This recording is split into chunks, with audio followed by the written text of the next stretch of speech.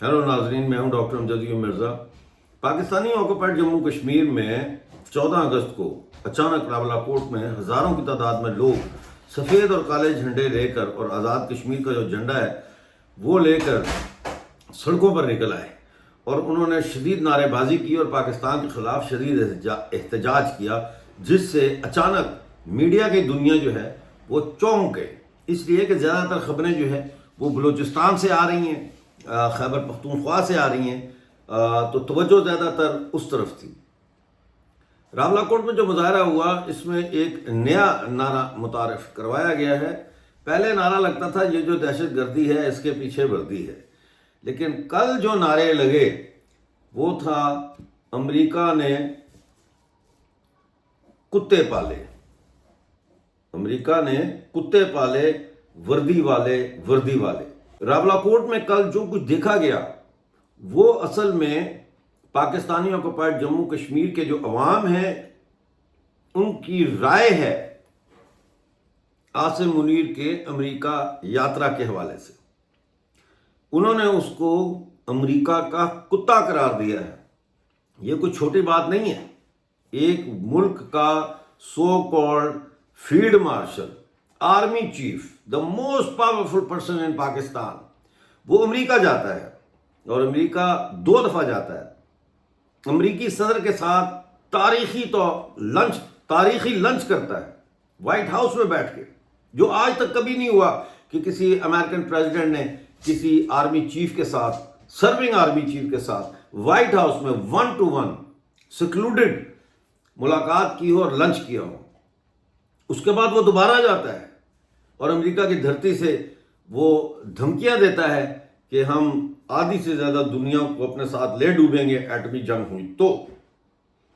और उसका जवाब आपको पाकिस्तानी ऑक्युपाइड जम्मू कश्मीर में उस वक्त नजर आता है जब रावलाकोट के अवाम सड़कों पर निकल कर ये नारा लगाते हैं, अमेरिका ने कुत्ते पाले, वर्दी वाले। यानी कि उन्होंने सिर्फ आसिम मुनीर को कुत्ता नहीं कहा, पूरी फौज को, जो वर्दी पहनी हुई है फौज की जिन्होंने पाकिस्तान में, उन सबको कुत्ता कहा है।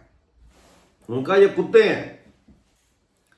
अब यही सूरत हाल खैबर पख्तूनख्वा में हम देख रहे हैं, जहां जिरगे पे जिरगा हो रहा है। यानी पंचायत लग रही है लोगों की, वॉलंटरली वो पंचायत लगा रहे हैं, रजाकाराना तौर पर पंचायतें हो रही हैं। ये सरकारी पंचायतें नहीं हैं, ये काउंसलरों की तरफ से पंचायतें नहीं बुलाई जा रही, ये कबायली लीडर्स की तरफ से और कबायली चीफ्स की तरफ से बुलाई जा रही हैं पाकिस्तान की दरअंदाजी के खिलाफ, पाकिस्तानी फौज के उस कत्लेआम के खिलाफ जो इस वक्त बाजोड़, वजीरिस्तान और अब धीर तक ये लेके जा रहे हैं इस ऑपरेशन को।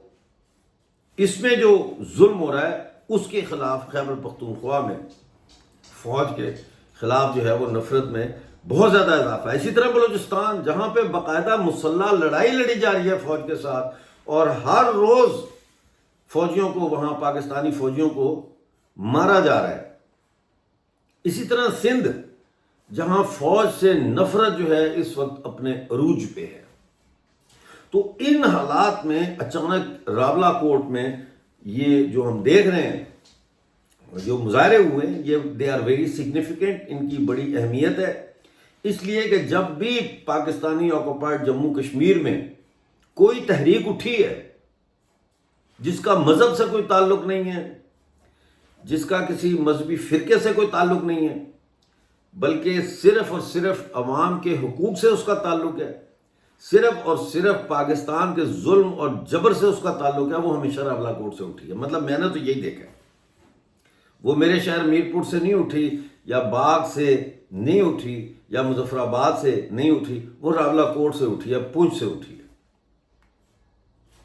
और ये जो नारा लगाया है अब कि अमेरिका ने कुत्ते पाले, वर्दी वाले, ये अब आप देखिएगा कि पूरे पाकिस्तान में ये नारा जंगल की आग की तरह फैल जाएगा, जंगल में आग की तरह ये फैल जाएगा ये नारा। अब सवाल ये है कि 14 अगस्त को ये मुजाहरा क्यों हुआ? 14 अगस्त کو پاکستان کی ملٹری اسٹیبلشمنٹ کہتی ہے کہ یہ ان کا یوم آزادی ہے. پہلی تو کنٹروورشل کوشچن جو ہے وہ یہی آ جاتا ہے کہ کون سا یوم آزادی, کس سے آپ نے آزادی حاصل کی؟ آپ نے تو کسی کے خلاف جنگ ہی نہیں لڑی, آپ نے تو کسی قابض کے خلاف جنگ ہی نہیں لڑی, وہ تو ہندوستان نے لڑی انگریزوں کے قبضے کے خلاف, اور اس سے پہلے فرانسیسیوں کے خلاف, اور اس سے پہلے پرتگالیوں کے خلاف. وہ تو انگریز لڑتا رہا, آپ تو لڑے نہیں. تو پھر آپ آزادی آپ نے کہاں سے حاصل کر لی؟ تو یہ سب سے بڑا پاکستان کا جھوٹ ہے. تو یہ راولا کوٹ کی بغاوت سے ہم کیا سبق لیتے ہیں؟ پہلا سبق تو obviously یہ ہے کہ پاکستان کی ریاست ہر سطح پر ہر قوم کے ساتھ انصاف کرنے میں ناکام ہو چکی ہے. انصاف کیا ہوتا ہے؟ انصاف 3 طرح کا ہے. ایک ریاست سے جو انصاف ملتا ہے وہ 3 طرح کا انصاف ہوتا ہے. اس میں پہلا انصاف معاشی انصاف, دوسرا انصاف سیاسی انصاف, اور تیسرا انصاف سماجی انصاف ہوتا ہے. یعنی آپ سماج میں سب کو برابر کا شہری تصور کرتے ہیں, سب کے جو بنیادی انسانی حقوق ہیں ان کا تحفظ کرتے ہیں. سیاسی حقوق یعنی کہ آپ کسی بھی نیریٹو پر سیاسی ایکٹیویٹیز کو اجازت دیتے ہیں کہ وہ عوام میں جا کے اپنا موقف, اپنا بیانیہ لے کر جائیں, وہاں بیان کریں, چاہے وہ بیانیہ یہی کیوں نہ ہو کہ وہ آپ کی ریاست سے علیحدہ ہونا چاہتے ہیں, آپ کی ریاست سے آزاد ہونا چاہتے ہیں. معاشی انصاف وہ ہے جہاں پہ آپ ایک کثیر القومی ملک میں مختلف جو صوبے ہیں یا ریاستیں جو جڑ کے, جیسے انڈیا میں مختلف سٹیٹس جڑی ہیں, ایسے پاکستان میں صوبے ہیں, پروونسز ہیں, ان کے جو نیچرل ریسورسز ہیں ان پر پہلا حق ان کا ہو, اور ریاست یہ گارنٹی کرے کہ وہاں ایک سوشل سیکیورٹی کا ایسا نیٹ ورک ہو کہ کوئی شخص بھوکا نہ سوئے, کوئی شخص بے گھر نہ ہو سکے. یعنی اگر اس کے پاس گھر نہیں ہے تو گورنمنٹ کی طرف سے ان کو رہائش دی جائے, چاہے وہ ٹیمپریری ہو چاہے پرماننٹ ہو. لیکن معاشی انصاف, ہر شخص کے پاس روزگار ہو, ہر شخص کے پاس روزگار حاصل کرنے کے لیے اپنی سکلز کو انہانس کرنا, اپنی صلاحیتوں کو, اپنے ہنر کو بہتر کرنے کے لیے ریاست کی طرف سے فیسلٹیز موجود ہوں. پاکستان میں ان میں سے کوئی چیز بھی پاکستان کے اندر رہنے والی قوموں کو میسر نہیں ہے. یہی وجہ ہے کہ آج پنجابی مقبوضہ افغانستان, جس کو KPK کہا جاتا ہے, وہاں سے لے کر سندھ تک, اور بلوچستان کی چٹانوں اور پہاڑوں سے لے کر پنجاب کے میدانوں تک, اور پنجاب کے میدانوں سے لے کر کشمیر کی ہمالیہ کی چوٹیوں تک جو ہے وہ آج انصاف کہیں نہیں ہے. ریاست کی طرف سے انصاف نہیں ہے, اور یہی وجہ ہے کہ ایک ابال آ رہا ہے.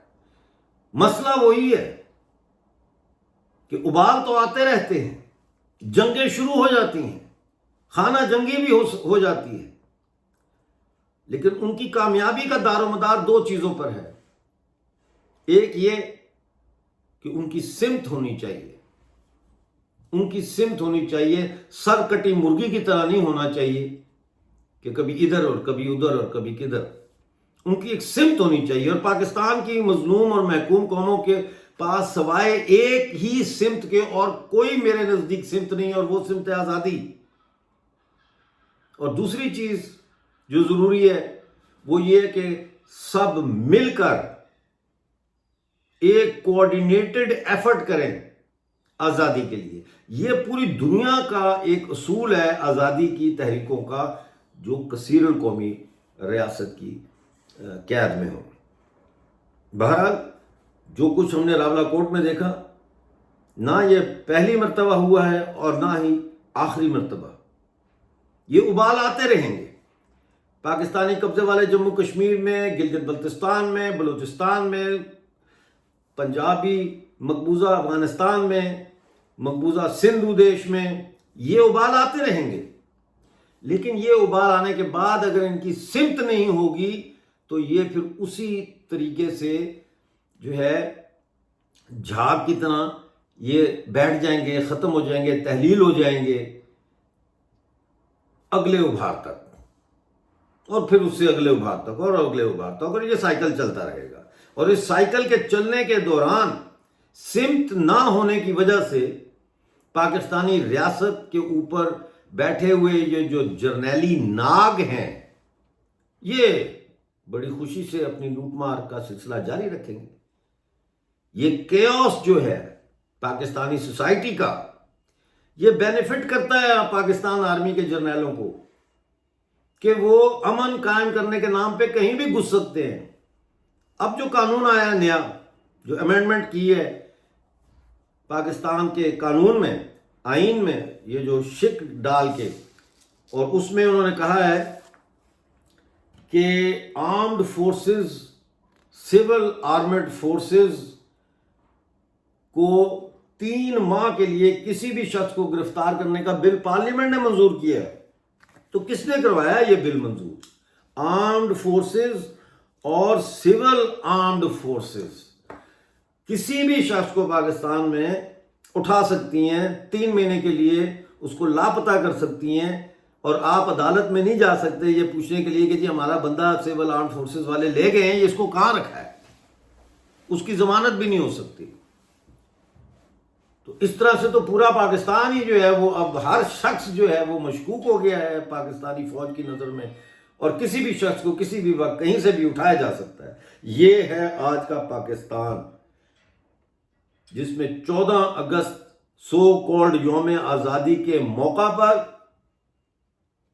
ساؤتھ پاکستان کے جو علاقے ہیں وہاں سے لے کر، یعنی کراچی سندھ سے لے کر نارتھ پاکستان تک، یعنی گلگت بلتستان ہو، پی او جے کے، یا خیبر پختونخوا جس کو کہتے ہیں یہ اور بلوچستان، ہر جگہ سیاہ جھنڈے اور امن کے سفید جھنڈے اٹھائے گئے۔ یہ ہے روداب۔ بہرحال دیکھتے رہیے میرا شو، ملتے اگلے شو میں، اس وقت تک کے لیے مجھے اجازت دیجیے اور اپنا بہت سارا خیال رکھیے۔